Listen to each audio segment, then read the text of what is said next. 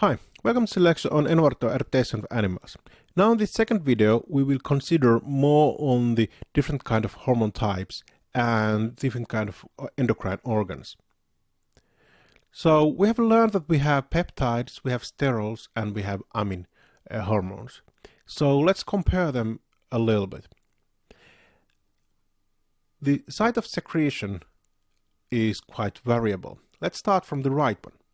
We know that melatonin was released from pineal gland, and we can guess that thyroid hormones are released from thyroid gland. Then these catecholamines are released in adrenal medulla. We have epinephrine and norepinephrine, also called as adrenaline. And then in the hypothalamus we have dopamine. So these amines are in the special places.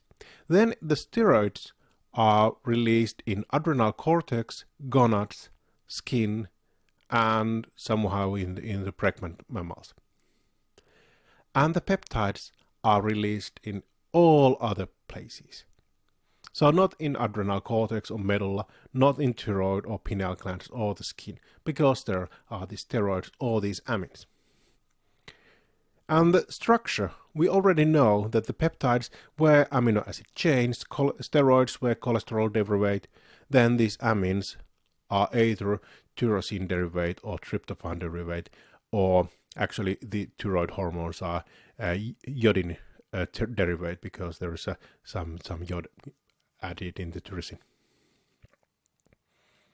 And they differ in the solubility. So peptides, catecholamines, and melatonin are water-soluble, and steroids and thyroid hormones are only soluble for lipids, so they are hydrophobic. And this is something that affects on all categories on these hormones. So first of all, how to synthesize them and store them. So these water-soluble peptides, catecholamines, and melatonin, they are stored in the vesicles. They are either produced in the endoplasmic reticulum or in the cytoplasm, but anyway stored in small vesicles that can be released. Then the thyroid hormone can't be stored in these water-containing vesicles because they were hydrophobic.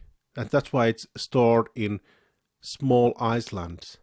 Macroscopic islands in the gland, so there are some empty spaces having this thyroid hormone in the thyroid gland. And then these steroids, they are not stored at all. They are produced when they are needed.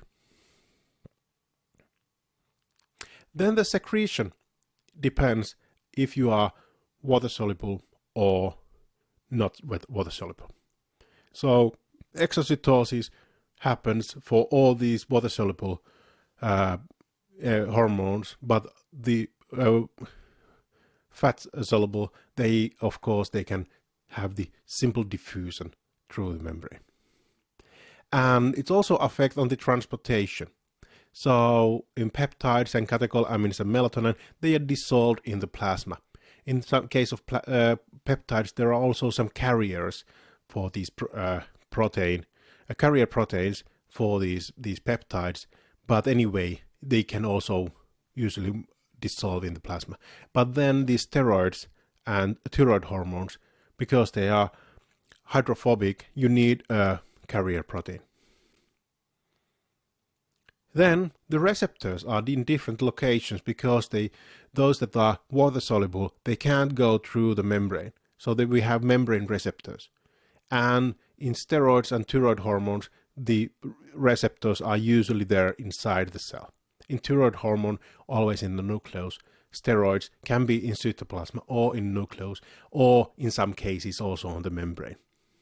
So there are some variability. But then if you have a membrane receptor, then you have affecting on the signaling cascade or ion channels. And then if you have the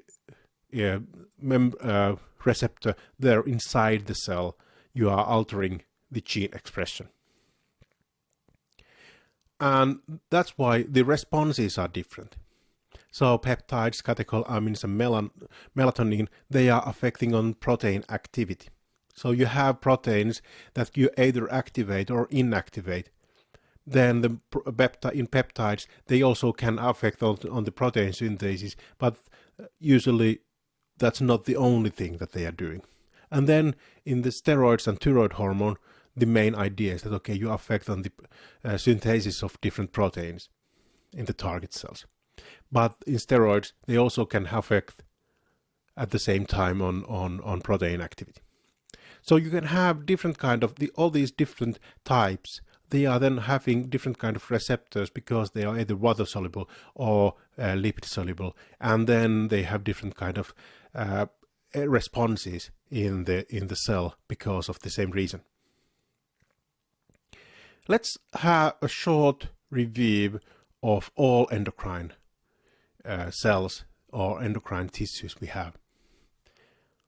We have adrenal cortex and adrenal medulla, and they are releasing steroids or catecholamines.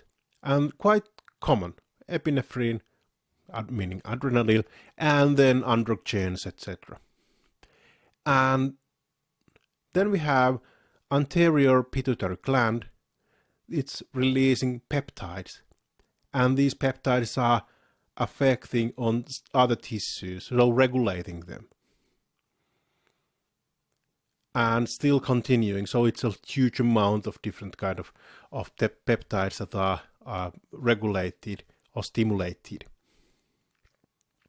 Then we have in the bone we have a peptide, and in the fat we have a peptide. In the gastrointestinal tract we have peptides that are affecting, that we already learned during the digestion. And in the gonads, these are quite common sex hormones, estrogens, androgens, and progesterone, and they are steroids. But at the same time, in the ovaries and testes, we have also some peptides that are regulating other hormones, like inhibin and activins, etc. So they are inhibiting FSH or LH release, etc. And then we have heart is also producing hormones and releasing peptide hormone that is affecting, for example, in kidney. And in the hypothalamus, we have a lot of different peptides that are affecting on the release of other hormones. And then we have a kidney, one steroid, and few peptides. So most of the hormones that are released are the peptides. And in the liver, again, peptides. And pancreas are releasing peptides, and parotid gland is releasing a peptide. Pineal gland, now an amine, meaning the melatonin. And then the placenta is releasing steroids and peptide. And then the posterior pituitary gland is releasing peptides and oxytocin, and the skin now is releasing steroids. And last but not least, we have thyroid gland releasing peptides and thymus gland, and then thyroid that are having these peptides and these iodinated amines. So how we can release them? Let's have a short summary on these peptide hormones and use the insulin secretion. We know that, okay, the insulin is secreted when we have high glucose, and it's measured directly on the beta cells in the pancreas. So we are measuring the ATP concentration in the cells, and depending on the ATP concentration, it will be affect on the depolarization, on the membrane voltage on the cell membrane, and that will trigger the release of insulin. But what happens there inside? First of all, you have the protein synthesis. So there's a signal sequence in the one end of the synthesized protein of the peptide, and that guides it that okay, it's modulated or synthesized inside the endoplasmic reticulum. And then we have a cleave enzyme that is cleaving this P segment to produce the proinsulin.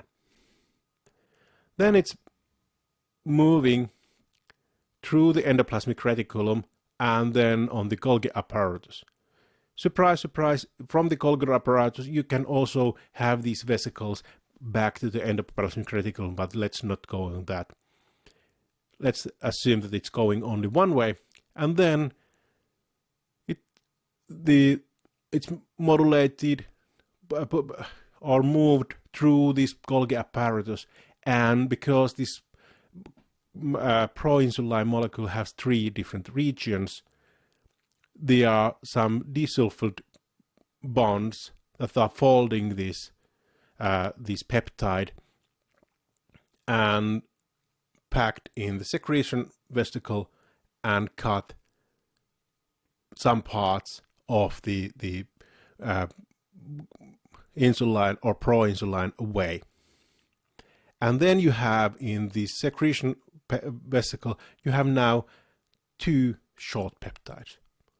One is the C region and the other one contains B and A region. And then you can release it, and then it affects on the target cells to put the sugar or glucose concentration in the circulation lower.